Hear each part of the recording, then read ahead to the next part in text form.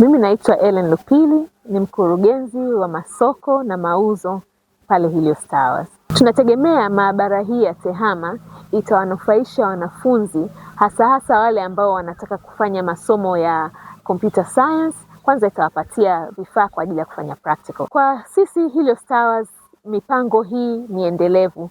Sio kuwa ni tumefanya tu kwa shule moja. Tunategemea kuendelea kufanya kila mwaka, na hivi karibuni kuna shule nyingine ambayo tutaenda kuzindua kituo kama hiki. Kwa majina naitwa Dayani Mbowe, ni mkurugenzi wa Kamara Education Tanzania. Tupo kwenye kuzindua maabara ya TEHAMA iliyofadhiliwa na Helios Towers. Na leo tulikuwa na mkurugenzi wa halmashauri amefanya uzinduzi wa maabara hiyo yenye vifaa kompyuta 26, smart TV, ubao mweupe wa kufundishia, miundombinu ya mtandao wa ndani LAN pamoja na internet, na mradi wote huu una thamani ya jumla ya milioni 35.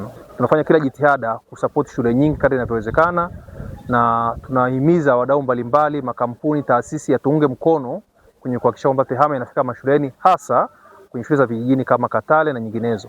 Majina yangu naitwa Consolata Joseph. Kwa leo nimemwakilisha mkurugenzi mtendaji wa halmashauri ya wilaya ya Bukoba. Kwanza kabisa utasaidia kuboresha taaluma kwa wanafunzi. Tunajua kabisa kwamba kipindi hiki ni kipindi cha kidijitali, ni kipindi ambacho wanafunzi wanatakiwa kufanya vitu zaidi kwa vitendo kuliko nadharia. Kwa hiyo ninaona kutakuwa na faida kubwa sana. Kwanza itarahisisha ufundishaji na ujifunzaji, lakini pia wanafunzi watakuwa na uelewa mpana na ujuzi mkubwa ambao utakaopata utakaowasaidia katika kufanikisha malengo yao hapa shuleni. Kwa majina naitwa Mwalimu Basharu Hussein Bishongole, ni mkuu wa shule ya sekondari Katale. Kwanza kabisa shule hii ilikuwa na kompyuta 3 kama vifaa tulikuwa tunatumia kufundisha somo la TEHAMA. Kwa maisha yako vizuri, na watoto wanaweza ku-access material kutoka kwenye zile kompyuta na kuondoa ule mrundikano wa wanafunzi kwenye vitabu, hasa zile hard copy walizokuwa wakizitumia. Kwa sasa tunapata material ambayo ni soft copy kama mlivyoona wanafunzi pale. Kwa imenisaidia sana tena sana.